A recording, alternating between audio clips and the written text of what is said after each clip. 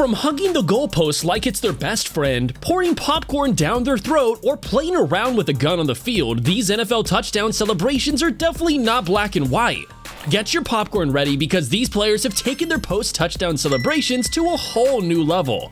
Let's start with the Antonio Brown celebration. Let me tell you, this dude has had some epic celebrations in his time, from twerking like there's no tomorrow to flipping like a gymnast into the end zone. But one celebration in particular really takes the cake, or should I say the goalpost. Picture this, Antonio just made a punt return touchdown and he's feeling so pumped that he decides to hug the goalpost in front of everyone. But this ain't your average hug, oh no. This force of embrace is so strong that it could have knocked out a regular Joe. But not Antonio, he bounces back up like it's no biggie and keeps on dancing like the superstar he was. This celebration didn't just impress the fans, it scared the pants off the security guard too. Yep, the poor guy was probably just thinking he's about to get steamrolled by Antonio and his goalpost love affair. Sadly, all good things must come to an end, and Antonio's celebration was no exception. He got flagged by the refs and was fined a whopping $11,000 for shenanigans.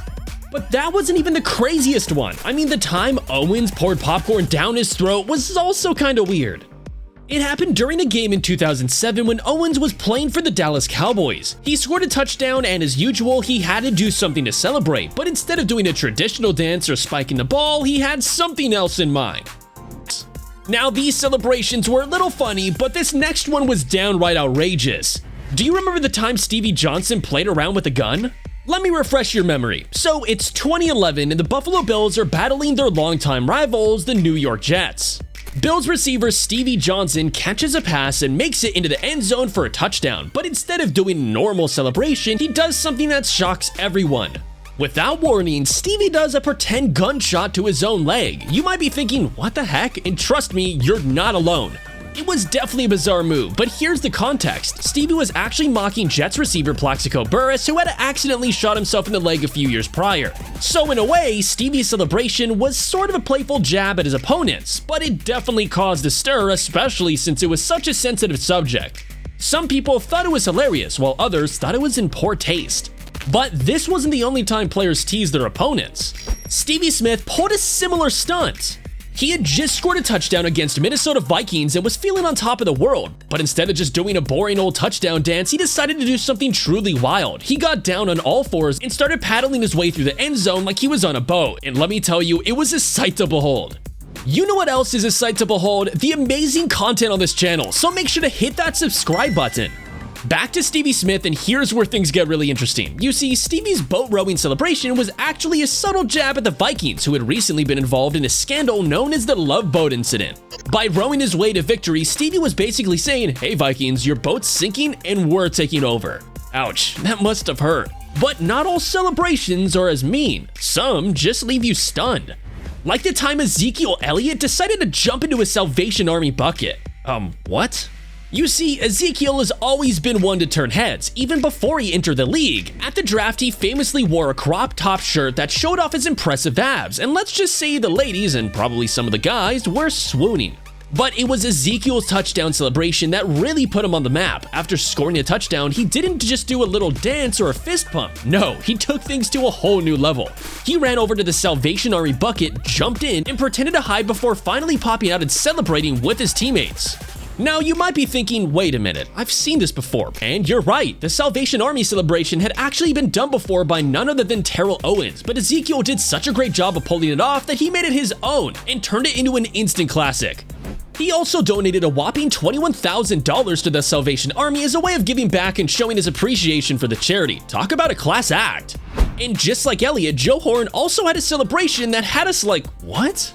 The dude was playing for the New Orleans Saints, and after scoring a touchdown against the New York Giants in 2003, he did something totally unexpected. Horn reached under the padding on the uprights and pulled out a cell phone. That's right, a freaking cell phone. He called his mom and left the entire stadium in awe. Can you imagine the conversation they had?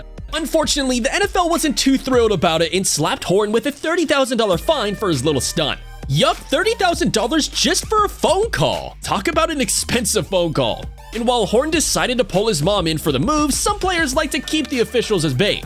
Take Terrell Owens, for example. Let me take you back to a wild moment in football history. The year was 2002 and the San Francisco 49ers were taking on the Seattle Seahawks. Terrell Owens, or T.O. as he's commonly known, just had scored a touchdown against the Seahawks. But he didn't just stop there. Oh no, he had something special planned. As soon as he made it into the end zone, T.O. whipped out a Sharpie marker that he'd been keeping in his sock and proceeded to autograph the ball he just scored with. But he didn't stop there either. He then handed the ball to his agent, who happened to be sitting in the end zone seats. And get this, the agent was also the agent of the cornerback Owens had just beat on the play. Talk about rubbing salt in the wound. But if you thought that was disrespectful, you probably forgot about the time Randy Moss went all out. And Joe Buck absolutely despised Randy Moss's celebration, but that's exactly what makes it so epic. And while we're on this journey of outrageous celebrations, how can we forget the time Chad Johnson decided it was time to get married? In 2005, during a game against the Colts, Johnson took touchdown celebrations to the next level by proposing to a cheerleader. Can you believe it? Johnson ran up to her and asked for her hand in marriage, and even though they had never met before, she said yes. It was all in good fun, of course, but the moment still went down in NFL history as one of the most entertaining touchdown celebrations of all time.